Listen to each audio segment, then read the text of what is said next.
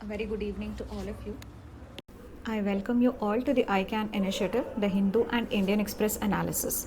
We will start the day with the prelims theme of the day. Today we'll take up modern history. So, in that first, as we all know, that press played a very important role in the Indian national movement, and there were several press and several newspapers or journals or pamphlets that were started by several of the Indian freedom fighters. So what you have to do is to make a list of these newspapers or journals which and who brought them out, who authored each of these newspapers. So this list first you'll have to do.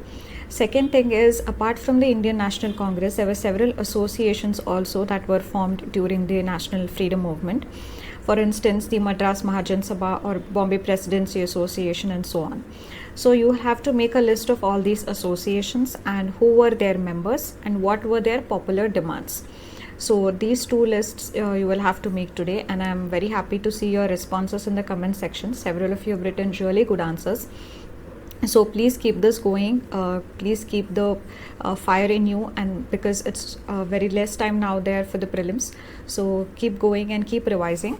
Now we'll start with the first topic of the day. So gender equality is a topic. This can come under GS paper 1 where you have issues related to women, or it can also come under GS paper 2 where you have several policies of the government related to gender equality or the vulnerable sections under which women also come. So this particular editorial was based on the most recent judgment by the Supreme Court, which was related to the Hindu Succession Act. So in this context, we will see what measures have been taken broadly in the constitutional as well as the legislative measures for ensuring the gender equality. So first we see that the Constitution provides for Article 14, which talks about the right to equality. So where no discrimination happens between people on the basis of their gender or sex or religion or whatever. Similarly, we also have several legislative measures, one of that being the Hindu Succession Act that was enacted in 1956 amidst opposition. So these two acts, this is a legislative measure, and there were issues upon this legislation which we are going to be discussing. So basically in India, whether if you consider a joint family or a family where the inheritance is passed upon on the male descendants line. So if my father has a property, then that will go on to say my sibling who might be my brother, but it won't come to me. So whenever there is a succession, the inheritance of the property happens. So that time the property only goes to the male children but not to the women or the female children. So this was considered to be very discriminatory against the women, and therefore it was later on amended. The Hindu Succession Act was amended that whenever property succession or inheritance happens, there will be equal rights for even the female children to get a share in that particular property. So in this context, the 174th Law Commission had noted in the year 2000 that the property laws in India are framed such a way that they are exclusively meant for the benefit of the men. So these laws, the property laws, the Hindu Succession Act, it barred the woman from being a co-parsoner of a Hindu undivided family. So a Hindu undivided family in the most simplest of the term is a joint family for our understanding, where you have a father, mother and then their children and all that. So in this case, what happens is the property of this joint family is going to go to the male descendants and his family. So my father's property is going to go to my brother and my brother's family. So it will be my property also as long as I'm unmarried. The day I become married, then I lose a share in this property of my father. So this was the concept that the legal heirs in the case of a joint family or a Hindu undivided family are only the male descendants and his family and unmarried daughters. Once the daughter gets married, then the daughter will belong to a different family and she will no longer be having the right over the property of the joint family. So this means the word that is used for this is a co-parsonary. Co-parsonary means who are the joint legal heirs of a joint family. So among these legal heirs or co-parsoners, married female child will not be counted. So if I get married tomorrow, then I will not have any share or right over the joint property of my joint family. I will no longer be a co-parsoner. So this was the issue with respect to the co-parsonery in a joint family or a Hindu undivided family. However, the Hindu Succession Act was amended in the year 2005, where the court made it clear that even the woman should have the right to be co-parceners by birth itself. So once a female child is born, she will automatically be a co-parcener. She will automatically be a joint legal heir to the property of that joint family. Even if tomorrow she gets married, it does not mean she is going to lose the right over that joint property. So this amendment was brought by the Supreme. This amendment was brought in the year 2005.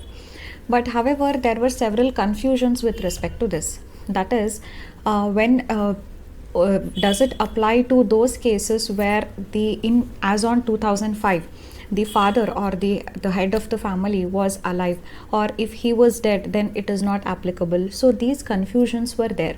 So recently what the Supreme Court has passed a judgment is to clear this confusion. Supreme Court has said that the women members, they have this right of co-parsonery by birth, whether or not the father was alive at that time as on 2005 or not, but they will continue to have this right of co-parsonery at their birth itself. So therefore this particular judgment is a landmark judgment because this has now clarified that daughters have equal inheritance. So this judgment has now given equal inheritance to the daughters, and therefore we can say that it is a step towards gender justice. So this was the whole article about. So you can quote this article whenever you can quote this recent Supreme Court judgment whenever you are handling a question on the equality or the gender equality or equality towards women.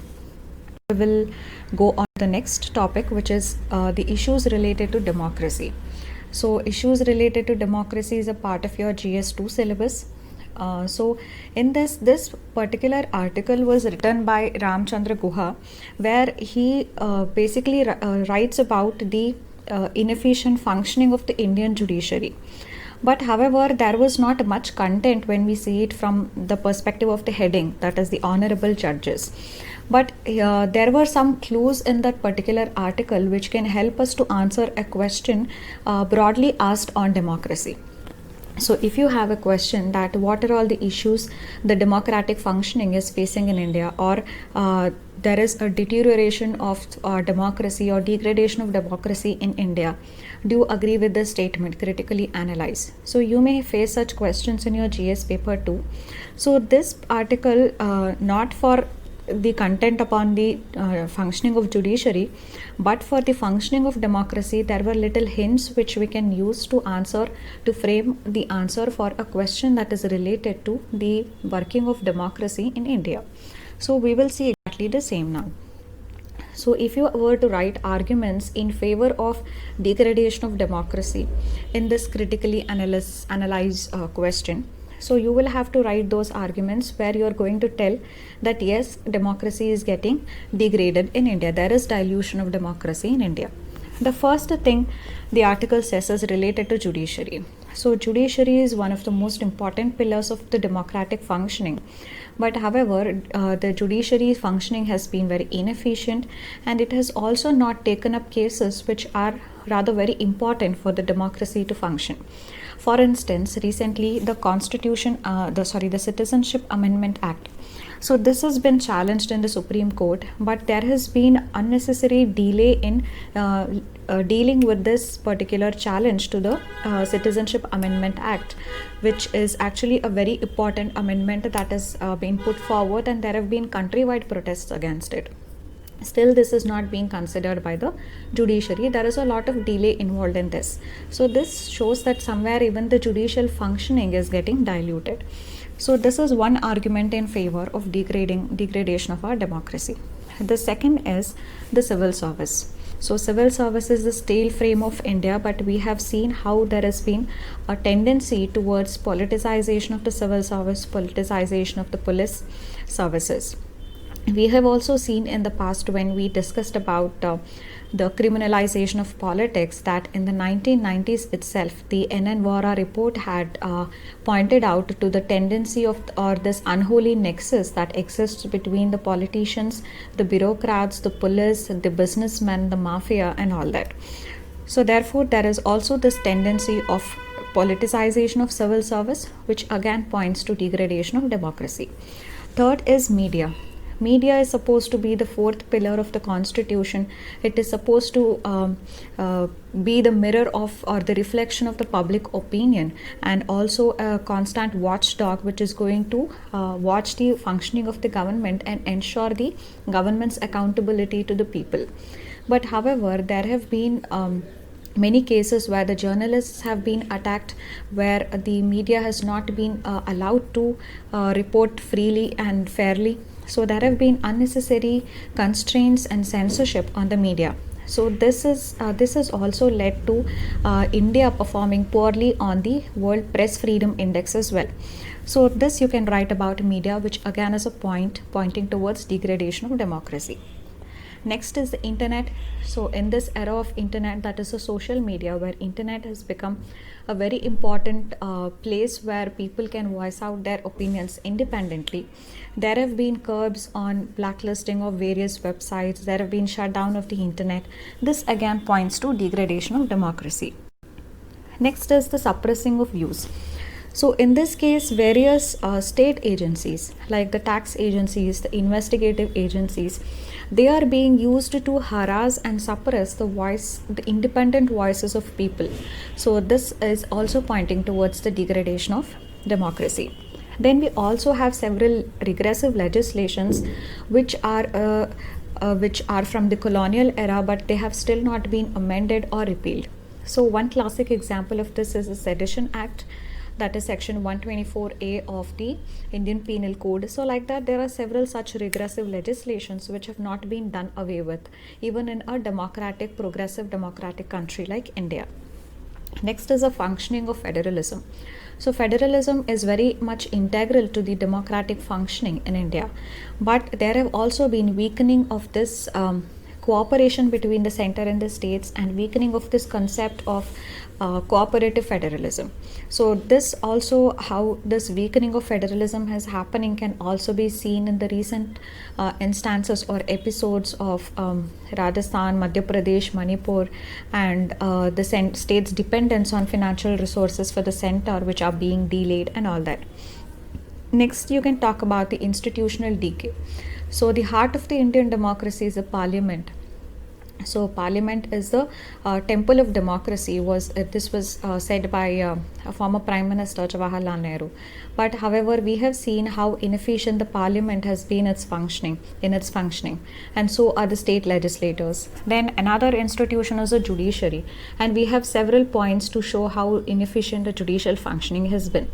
So therefore, these are the major points that you can use as a hint to argue that yes, there is degradation of democracy in India. So this will take care of the first half of your answer whenever there is a question on there is degradation of democracy in India, critically analyze. So one half of the answer is now taken care of. Now we'll move to this topic, which is related to environmental issues. So this particular article was written by Ms. Sonia Gandhi. So what this article tries to talk about is that environment is very important.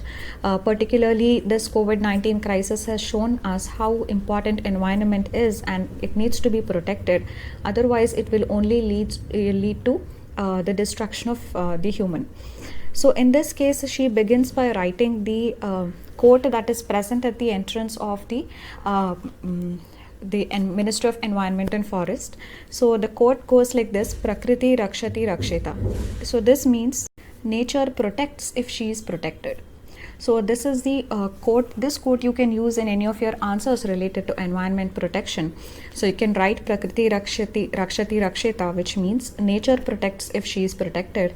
So it is very important for us to protect the nature if we want to protect our own selves. Then she says that there are several issues when it comes to environmental protection in India.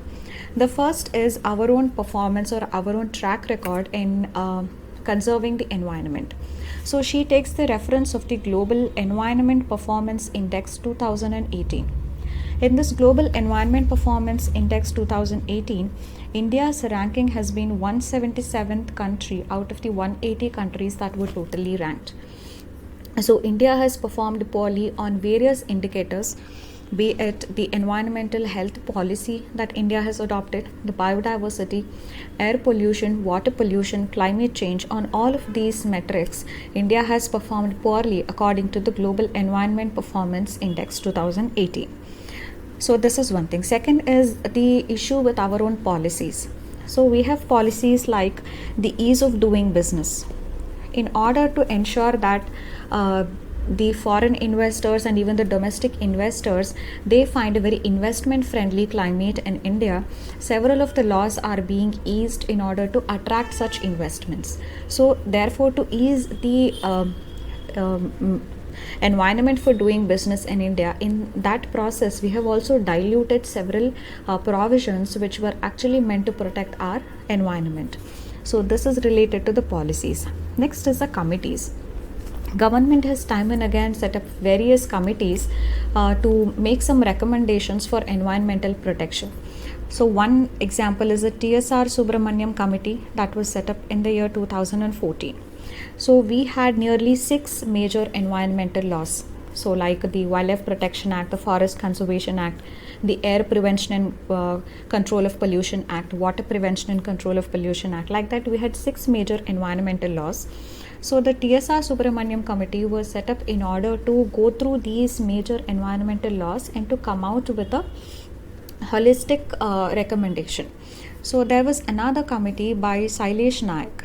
The Sailesh Naik Committee was set up in order to make recommendations on regulating the coastal zone. So the coastal zone, there were a lot of constructions that were happening, so which were more exposed to floods and therefore destruction. So the coastal zone regulation was the topic that was given to Sailesh Naik Committee to come out with recommendations. Both of these committees did come out with the recommendations, but the issue was there was a lot of opacity in their functioning, and also these two committees were criticized for not consulting a wide range of stakeholders. So they did not consult various stakeholders that actually have stakes in this. So their limited consultations and their opacity drew a lot of criticism for these committees.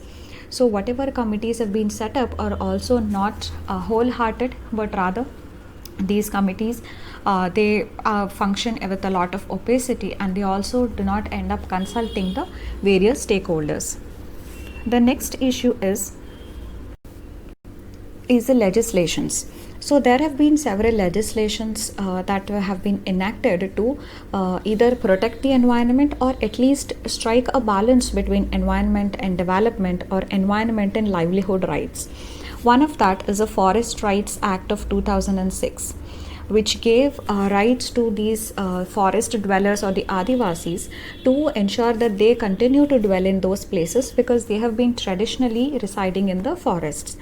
But however, even in the implementation of the Forest Rights Act, there have been several issues. So one is that public hearings need to be conducted whenever some development activity needs to take place in these forest areas which are inhabited by the Adivasis. So there is either a curtailment of these public hearings, or there is complete elimination of the public hearings that is happening.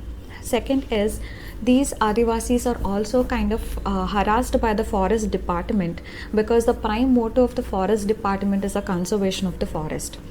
The third issue is that many of the legal claims of these Adivasis, they'll have to show a lot of documents to prove that they have been traditionally residing in these forest areas. So the legal claims of these Adivasis have also been buried in bureaucracy. So all of these shows how the legislations which were meant to strike a balance between the environmental protection and the livelihood rights have also seen very diluted implementation or half-hearted implementation. So these are the various issues when it comes to our environmental protection jurisprudence. So now we'll move on to the next topic, which is related to India's foreign policy. So, this particular article was written in the context of the Independence Day being tomorrow, and the theme of this year's Independence Day is a self reliant India or an Atmanirbhar Bharat. So, what we call a self reliant India, that when it comes to the economy, we need to be self reliant. So, what is self reliance for the economy? The same when you apply it to foreign policy. What do you mean by self reliance when we talk about India's foreign policy? So, the equivalent of being self reliant in when we talk of the foreign policy domain is to enjoy strategic autonomy.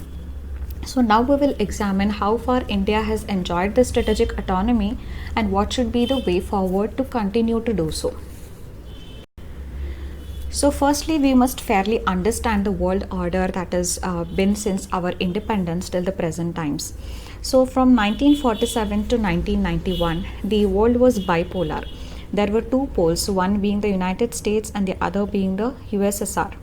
So these were the two major powers, and the rest of the countries across the world were divided between these two major powers. So they aligned either with the USA or with the USSR, which were the two major poles across the globe.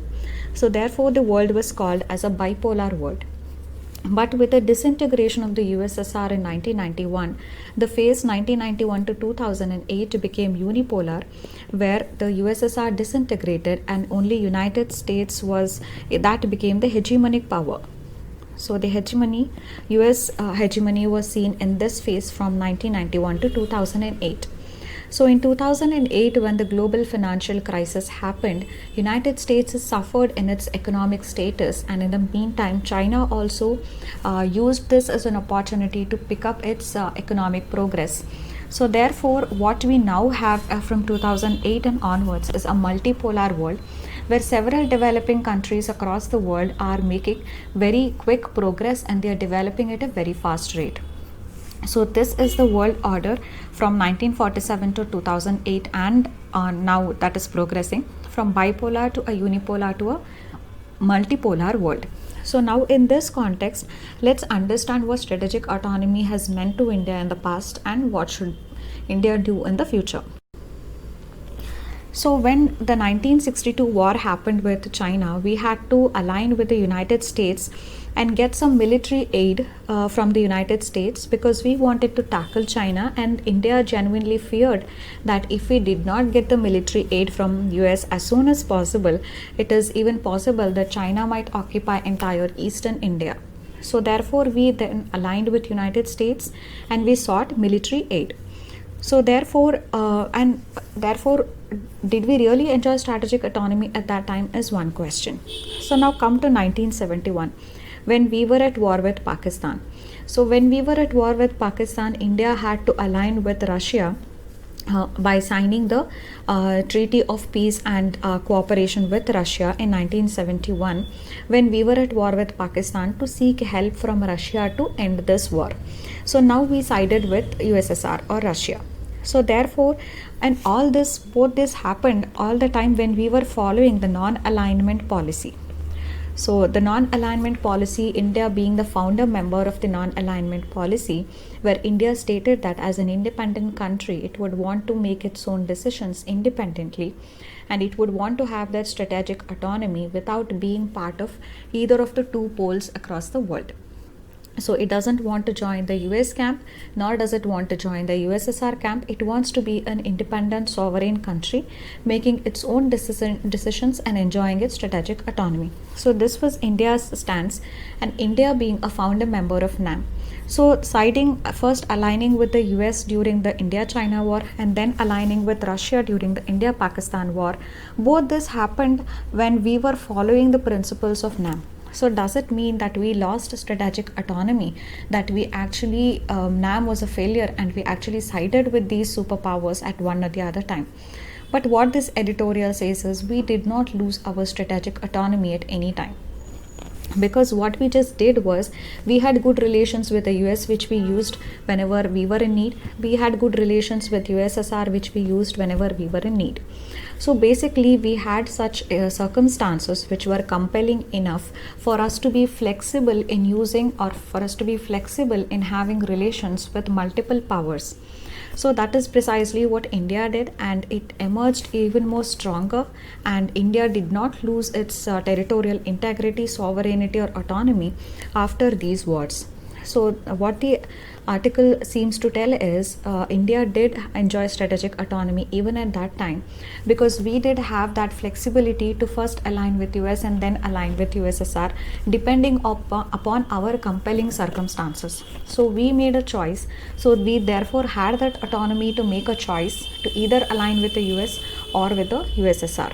So, therefore, there was no dilution of strategic autonomy to say so. So then what should be the way forward? First, whenever we tell that how should be our foreign policy in the future, we always hear that we have to align with the United States, we have to have a stronger relations with the United States, because only a strong relation with the United States is going to give India an opportunity to counter China in the Indo-Pacific region. But that is not true, because excessive alignment with the United States, excessive relations strengthening with the United States alone is going to lead to India losing its strategic autonomy. For example, if India is aligns with the United States, then we will lose our autonomy when we have to deal with Iran, or we will lose our autonomy when we have to deal with Russia, because these are two countries upon which United States has levied sanctions. So India will always be under that pressure whenever it has to deal with Iran and Russia, because India is in good relations with United States, and United States has imposed sanctions on these two countries. So therefore, it is not good to strongly align with any one particular country in this whole world. So it is a bad idea to put all the eggs in the basket of the United States. So what we should rather do is go for diversification. So diversification is a key in international relations and foreign relations, and if India is particular about strategic autonomy, then it should go for diversification of its relations with various countries across the world, be it the Latin American countries, the African countries, the countries in the Asia, the island nations. So we need to basically diversify our relations with various countries.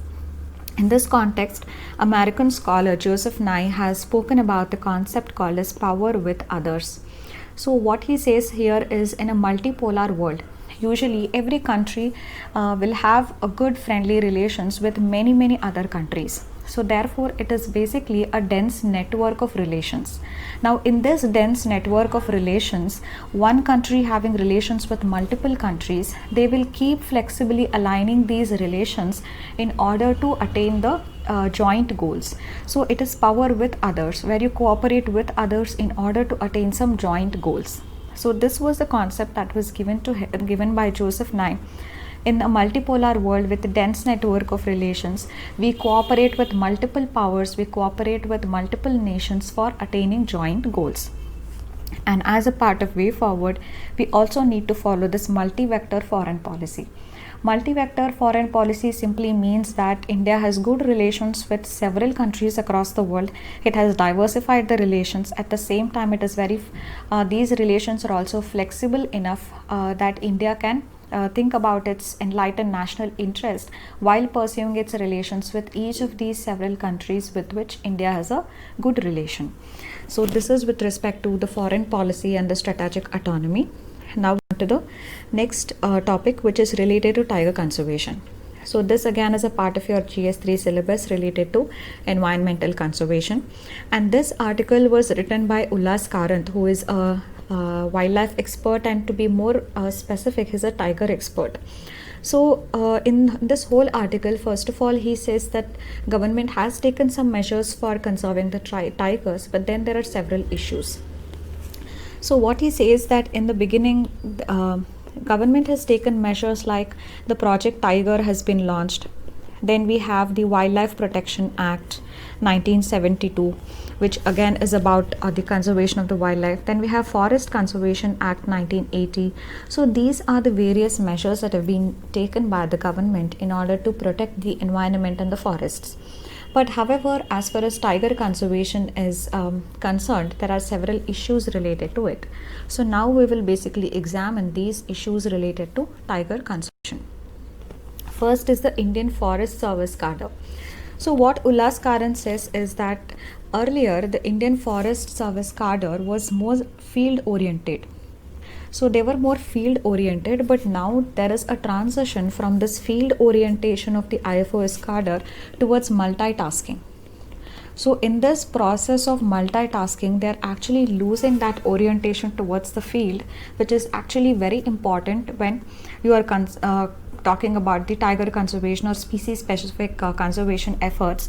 The field orientation of these IFOS cadre is very important, but now they are losing this orientation and they are shifting towards multitasking, which is not good. Next, he talks about the global financing mechanisms. So we have what is called as a global environment facility under the World Bank. So this global environment facility is going to fund, is providing financial support to the countries which are undertaking measures to conserve their wildlife and forests. But however, when the GEF has to extend its financial support, some criteria or conditions need to be met. That is, the country to which this financial support is going to go, it will have to take up a model of conservation which the GEF is saying. So because of this, for tiger conservation in India, the eco-development model was chosen. So India did not follow this eco-development model before, but in order to get finances from the GEF, India shifted to this eco-development model for conservation.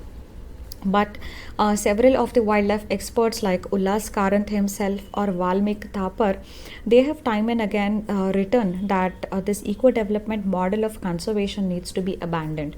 So they don't consider it good for the Indian setting, the Indian scenario. But however, just to get these global finances, we have shifted our model of conservation, which doesn't suit the Indian setting. So this is the second issue related to global financing.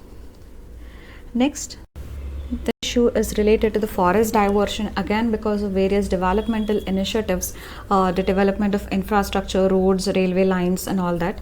Vast tract of forest lands have been diverted to carry out these developmental works. So this is one more observation by Ullas Karan. Next is the legislations. He says that the Forest Rights Act, which aim to provide these Adivasis who have been traditionally residing in the forest areas, that their life and livelihood there will continue. But however, what Ullas Karan says is that this Forest Rights Act has given the right to these Adivasis to stay even in the core areas of several of these protected areas, and also there is this kind of provides a backdoor entry to many people who reside in that area, even though they are not able to completely claim that they have been residing in the forest for traditionally also. So these legislations have kind of weakened the protection that is accorded to these protected areas, and this has allowed many people to stay in these protected areas, thereby harming them. So next he talks about the skewed funding. He says there are certain reserves which have been given a lot of funding, but there are certain other reserves which have been starved of funds. They are not being given funds, even though these reserves have a better potential for recovery of the species. In spite of that, just a few reserves have gone to get the most of the funding, and other reserves have been starved of funding. So there is the skewed funding, which is again threatening the survival of species. Next, he talks about the voluntary relocation.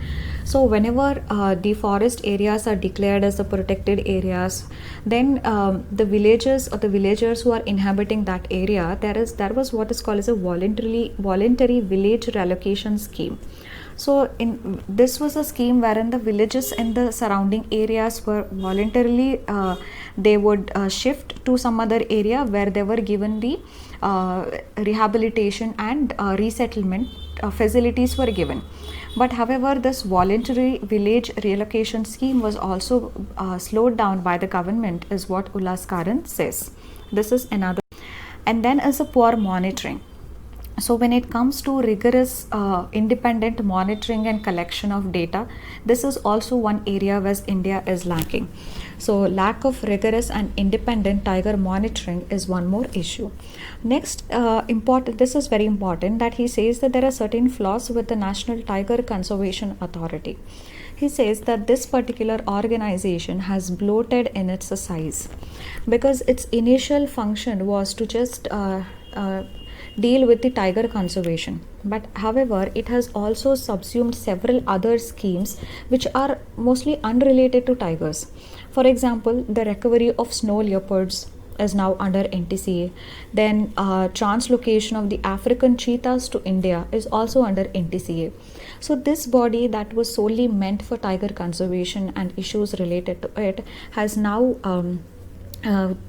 taken up those issues which are unrelated to tigers as well.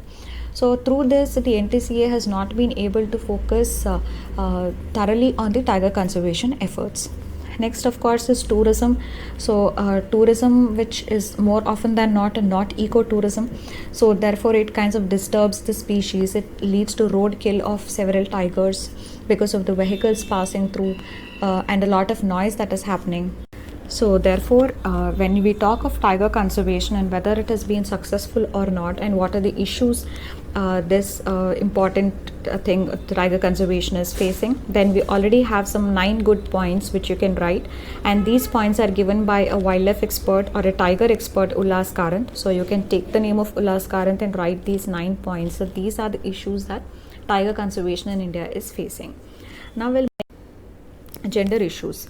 So this again is a part of your GS 1 and 2 syllabus. So this was just a short piece of information just to show how sometimes in order to what the measure that we undertake to prevent something is going to actually lead to some unintended side effect also. So in India, as we all know, that sex selective abortion was very much prevalent. So even the previous economic surveys have spoken about the concept of the son meta preference, the missing woman concept, and the sex selective abortions that take place because people, they want a male child rather than a female child. So in order to regulate those drugs that were helping in abortion, just to control this sex selective abortion, these abortion related drugs were regulated. So what this piece of article says is these abortion drugs are regulated so much, that even when a woman genuinely wants to have access to safe, legal and cost effective abortion, that is also becoming difficult because these abortion drugs are over-regulated in order to prevent sex selective abortion. Even a genuine woman who wants to have access to safe, legal and cost effective abortion, it is very difficult to have access to these abortion drugs. So there is a shortage of abortion drugs. Many of these pharmacies, they don't store such drugs because as these drugs are heavily regulated, they will have to follow a lot of regulatory measures. So therefore these pharmacies prefer not to store the abortion drugs. So this survey was carried out in 6 states, and the survey was carried out by the Foundation for Reproductive Health Services India. So this foundation has done this survey in 6 states across India, and it has found this issue related to shortage of abortion drugs. So now we move on to topic which is related to the next topic, which is related to again deforestation and wildlife protection, again a part of your GS3 syllabus. So this is an example which you can quote in your answers, where deforestation can lead to habitat loss for species. So what has happened in Arunachal Pradesh is there is what is called as a Papam reserve forest. There is a Papam reserve forest. So there has been an alarming rate of deforestation that has been going on in this particular reserve forest. Because of this, the hornbill habitation in this particular area has been threatened. So this Papam Reserve Forest is one of the core habitats of the hornbills in Arunachal Pradesh, and their habitat is now being threatened because of alarming rates of deforestation in the Papam Reserve Forest. In fact, between 2013 to 2017, the forest cover here has declined to the 76% of the original of the total reserve forest area. It has come down to the 76% of that. So that has been the alarming rate of deforestation here, which has threatened the habitat of the hornbills here. So the habitat loss is also happening here because of the illegal logging that is taking place. So this is an example which you can quote in your answers.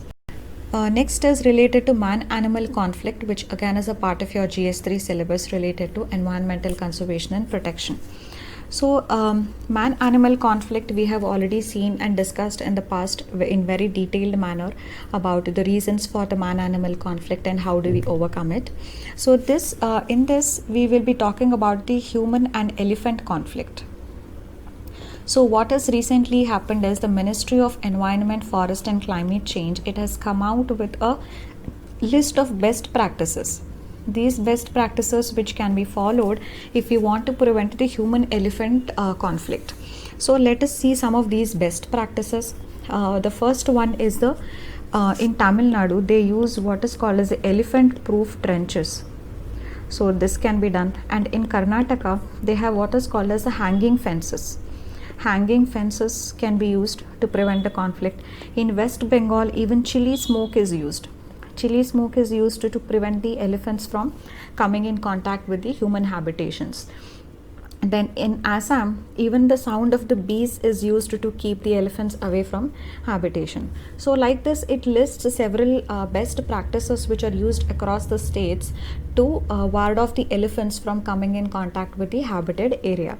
So this particular list of best practices also tells that how SMS alerts can be used to warn people of elephant presence. So the elephant presence can be seen using the satellite imagery, and that can be used to send SMS alerts to people to warn them of elephant presence, and therefore they can reach to their safety. So basically we have this project Elephant in India to protect the elephant population. India, according to the elephant census of 2017, India has a population of nearly 30,000 elephants. So this amounts to nearly 60% of the global population of elephants. So this is related to the basics. Now we'll see these were the other articles in the editorial that were not important from exam point of view. So today's question related to prelims question related to current affairs is what is BOBBLE, that is Bay of Bengal boundary layer experiment. So it's Bay of Bengal boundary layer experiment. So you'll have to tell me what is BOBBLE. And the answer for yesterday's question, of course, many of you have written it correctly, Sundarbans. So that's it for today. Thank you.